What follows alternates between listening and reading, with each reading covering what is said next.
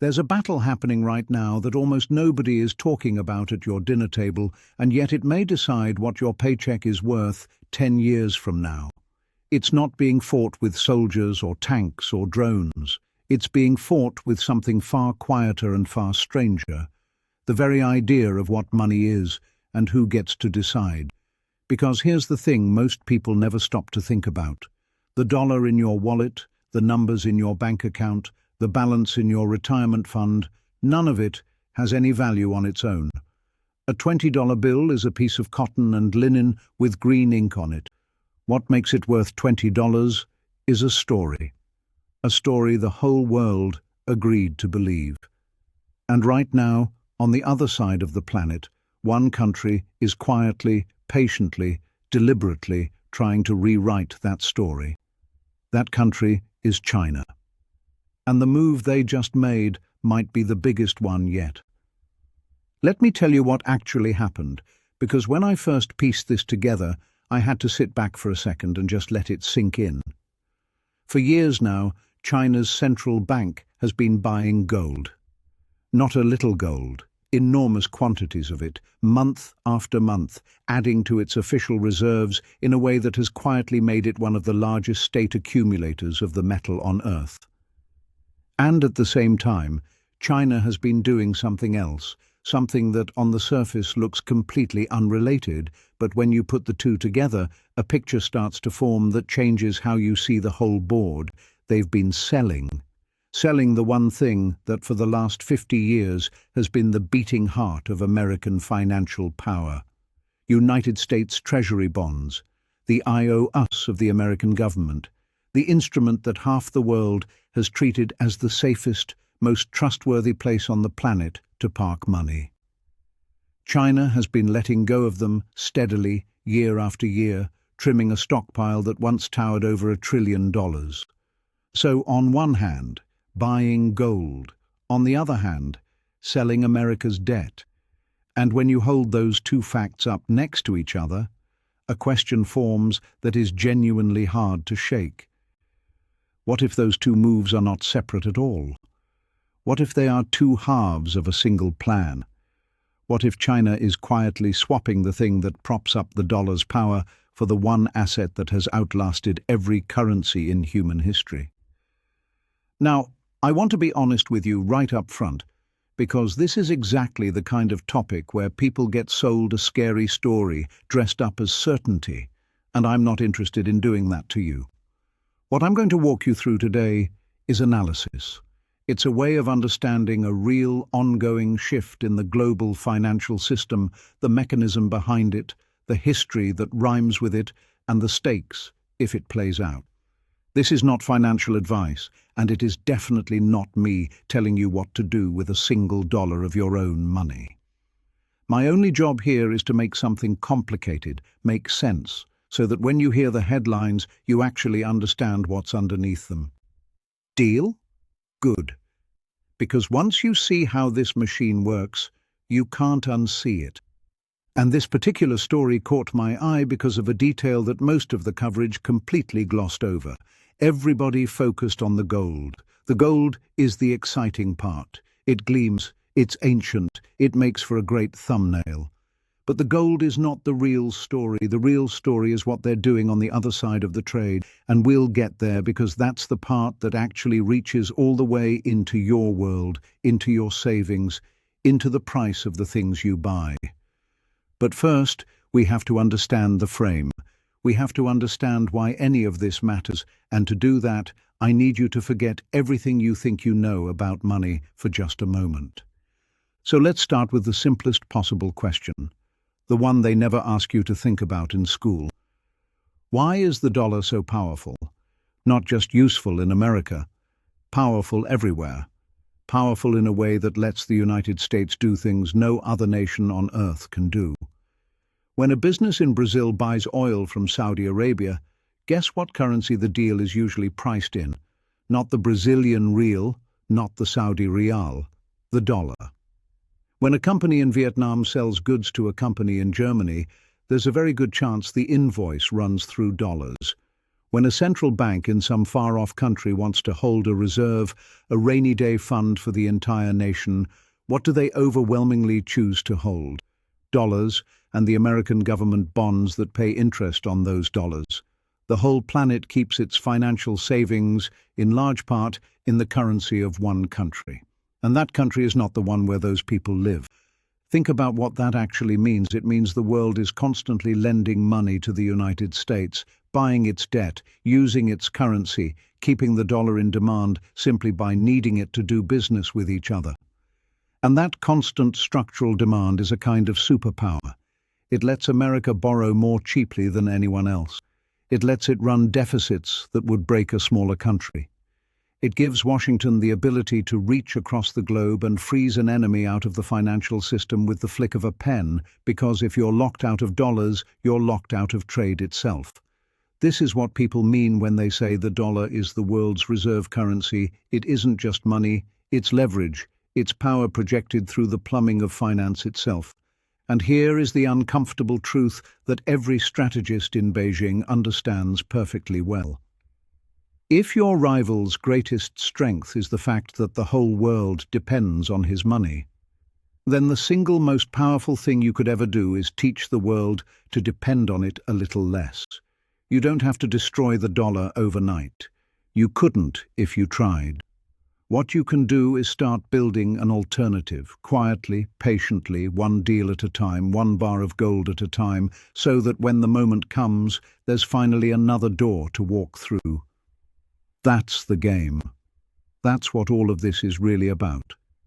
And to understand why gold, of all things, sits at the center of China's answer to American financial power, we have to go back to a hotel in the mountains, and a promise that the world made and then quietly broke, and a decision by an American president on a Sunday night in 1971 that changed what money means for every single person alive today.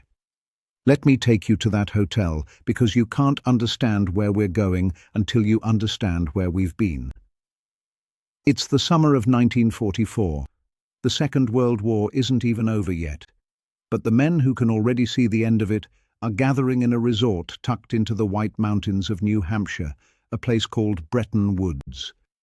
Delegates from 44 nations sit in a grand old hotel with peeling wallpaper and radiators that clang, and they are trying to answer a question that sounds simple and is anything but. When the guns finally go quiet, how is the world going to do business again? How do you build a financial system that won't collapse into the chaos and the currency wars that helped drag everyone into the catastrophe in the first place? And the answer they land on is elegant, and for a while, it works beautifully. They agree that the American dollar will sit at the center of everything. Every other currency, the pound, the franc, the yen, would be pegged to the dollar at a fixed rate. And the dollar itself would be pegged to something older than any government, something that had been money for thousands of years before the first paper bill was ever printed: gold. The United States promised the world that any foreign government holding dollars could at any time walk up to the American window and exchange those dollars for physical gold at a fixed price, $35 an ounce. That was the deal. The dollar was as good as gold, because the dollar was, quite literally, a claim on gold sitting in vaults at Fort Knox. Think about how reassuring that was. If you were a finance minister in France or Japan in 1950, you didn't have to simply trust America's good intentions. You held a piece of paper that America had legally promised to redeem in metal. It was a promise you could test, and because everyone believed the promise, the dollar became the currency the whole world was comfortable holding. This is the moment the dollar's superpower is truly born, not from armies, though those helped, but from a promise anchored in gold. But here's the thing about promises like that. They only hold as long as the person making them can actually keep them. And through the 1950s and 60s, America started making a lot more promises than it could back. It printed dollars to fund a war in Vietnam. It printed dollars to fund ambitious programs at home.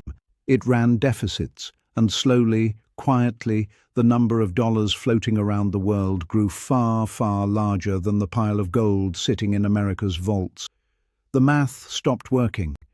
There were now claims on gold worth many times the gold that actually existed to satisfy them. And foreign governments noticed. Of course they noticed. They could see the printing presses running. And one by one, the smart ones started doing something that terrified Washington.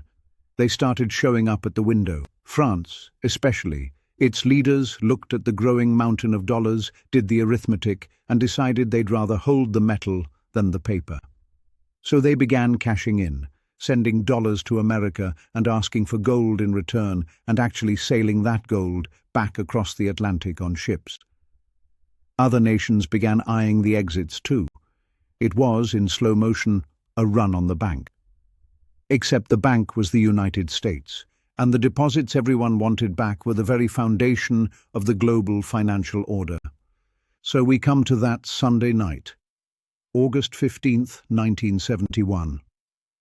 The American president goes on live television, interrupting a popular program, and tells the nation and the world that he is temporarily, and history loves that word, temporarily, suspending the convertibility of the dollar into gold. In plain terms, he was slamming the window shut. The promise that had held the system together since 1944, the promise that a dollar was a claim on real metal, was simply cancelled. From that night forward, a dollar was worth a dollar because the American government said so and because the world kept using it. Nothing more, nothing you could hold in your hand and weigh. Now, understand what a strange and enormous thing that was. For thousands of years, money had almost always been tied to something real. Gold, silver, something scarce that a king couldn't conjure out of thin air. And in a single television broadcast, the most powerful nation on earth cut that cord for the entire world. Money became, for the first time in human history at this scale, pure trust, pure faith. The dollar was backed by nothing but the promise of the government issuing it and the willingness of everyone else to keep accepting it. And astonishingly, it worked. The dollar didn't collapse. If anything, it got stronger. Why? Because right around the same time, a new anchor quietly slid into place. Not gold this time, but oil. Through a set of arrangements with the world's largest oil producers, the price of oil came to be quoted, almost universally, in dollars. And if every country on earth needs oil, and oil can only be bought in dollars, then every country on earth needs dollars, whether they like it or not. People call this the petrodollar system, and it's exactly what it sounds like. The dollar's backing quietly shifted from something you could weigh in a vault to something you had to burn in an engine. The demand stayed. The superpower survived. It just changed its clothes.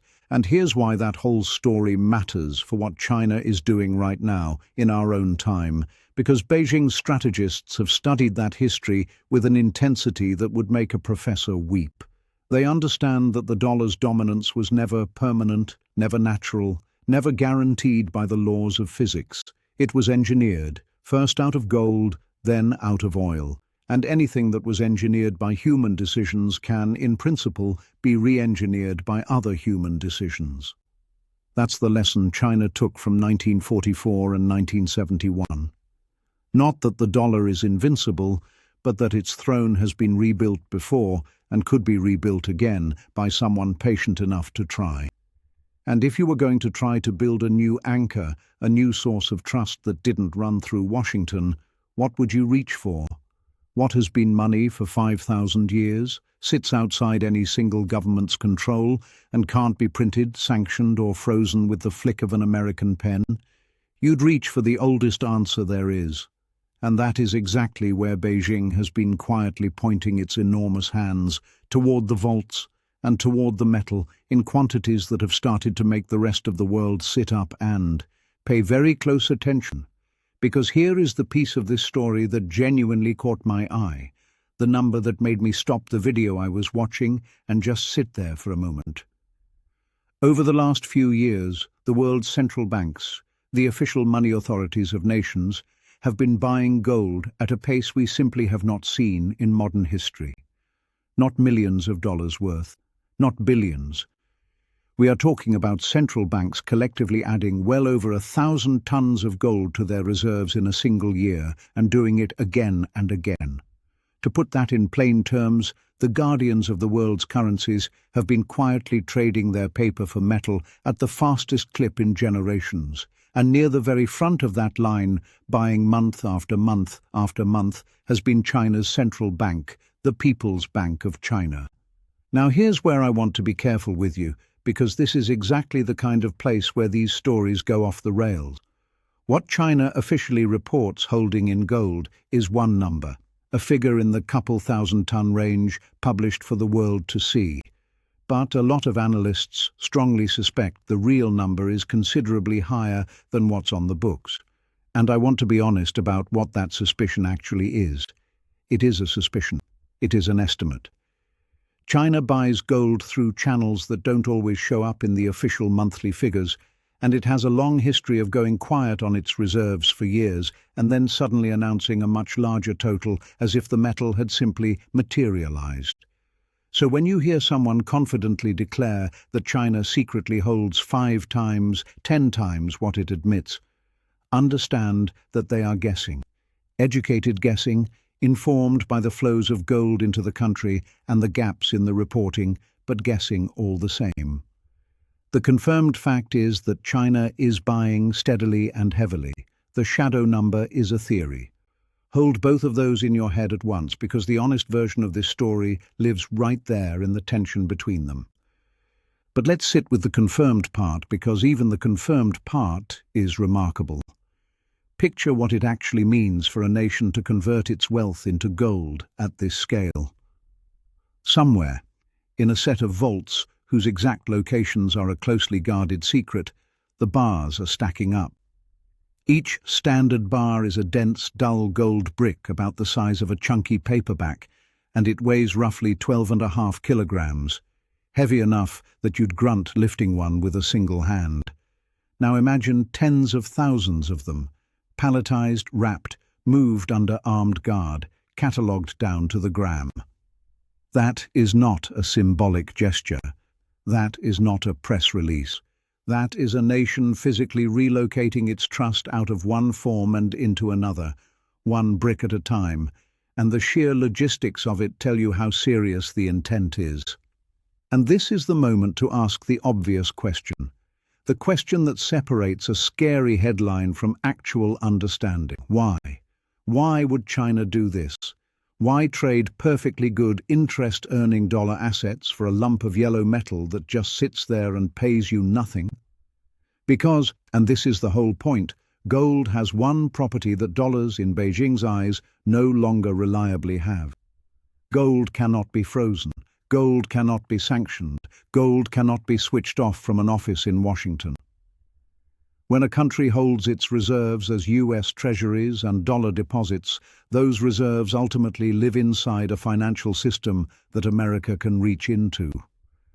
And China watched, very carefully, what happened when another large nation fell out of favor with the West and found a huge chunk of its overseas reserves simply frozen, locked, inaccessible, turned overnight from an asset into a hostage.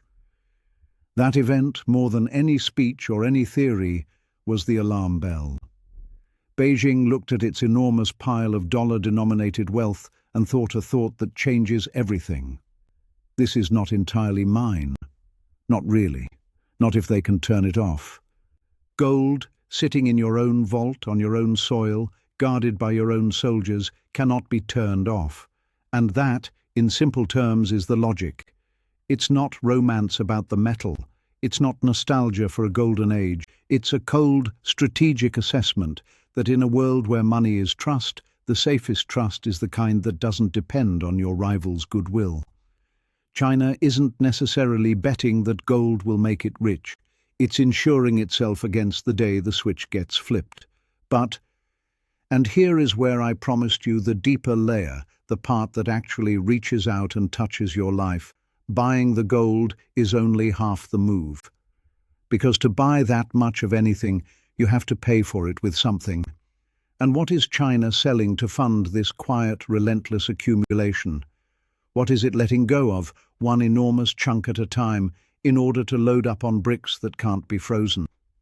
The answer is the thing the whole global financial system is quietly built on top of, the asset that props up mortgages and pensions and the very cost of your government's debt. And when the biggest foreign holder of that asset starts steadily walking away from it, the ripples don't stay in Beijing. They wash up on your doorstep, in the interest rate on your car loan, in the yield on your retirement account, in ways most people never connect back to a vault on the other side of the world. So the real story here was never really about the gold going in. The real story is about what's going out to pay for it. And that is where this stops being a distant chess match between superpowers and starts becoming something that sits, quietly, in your own wallet. Let me show you exactly what they've been selling, and why it matters more than the metal, because once you see this piece, you can't unsee it. The thing they've been selling steadily, quietly, over more than a decade, is US Treasuries.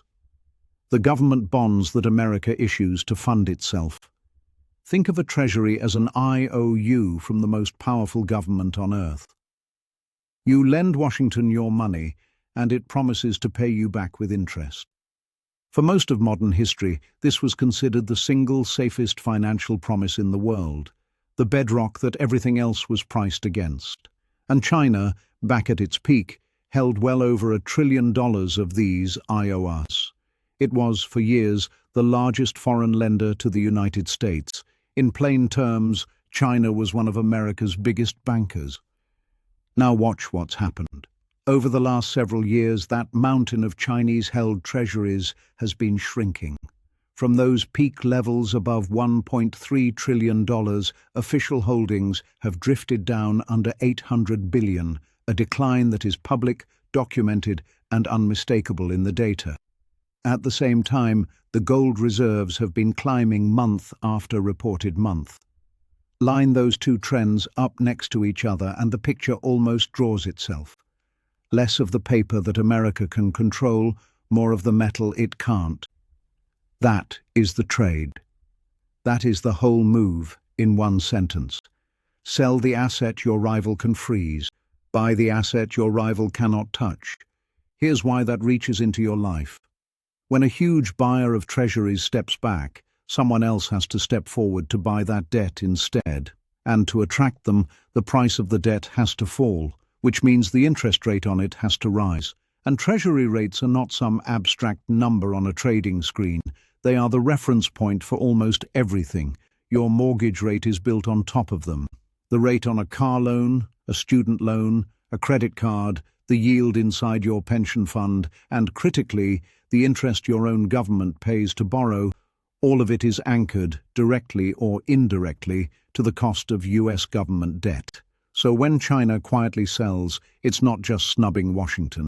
It is, at the margin, nudging up the cost of borrowing for everyone downstream. That's the thread that runs from a vault in Beijing all the way to the number on your monthly statement.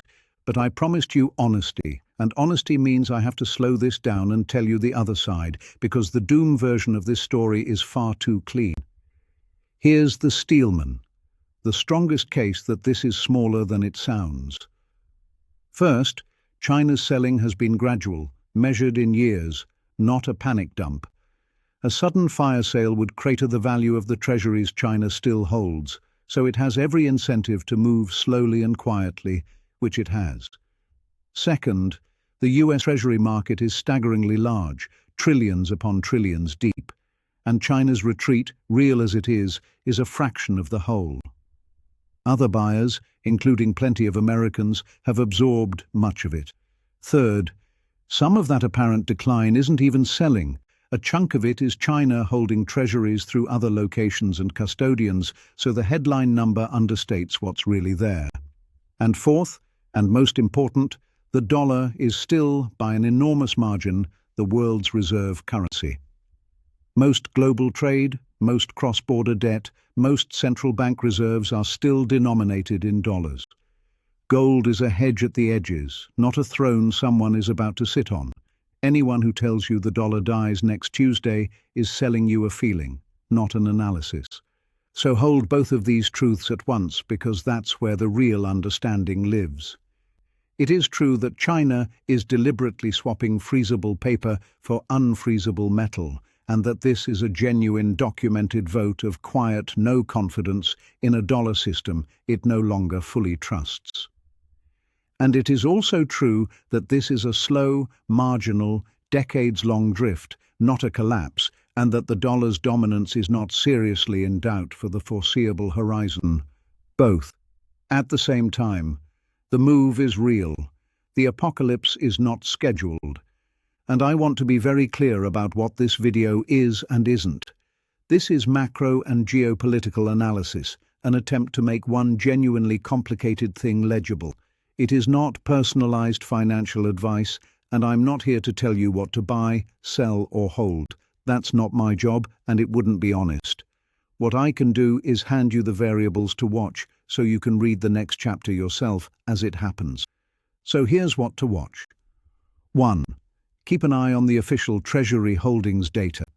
Is China's retreat accelerating, flattening, or quietly reversing? 2. Watch the reported central bank gold buying, not just from China, but from other nations, because this is bigger than one country. A lot of the world is doing quieter versions of the same thing. 3. Watch whether more global trade actually starts settling outside the dollar, because reserves are talk until trade follows. And 4. Watch the trust itself. Every time reserves get frozen somewhere in the world, every nation on earth takes another private note about how much of its wealth it wants sitting inside a system it doesn't control. That, more than any single data point, is the real engine here. Money is trust. And trust, once it starts leaking, is very hard to pour back in. None of this happens on a calendar. It happens the way erosion happens, invisibly, then suddenly. The switch that got flipped on someone else's reserves was the day the whole game changed, and everything since has been the world's central banks quietly deciding they'd rather not be next. So now I want to turn it over to you, because this is genuinely a debate, not a settled fact.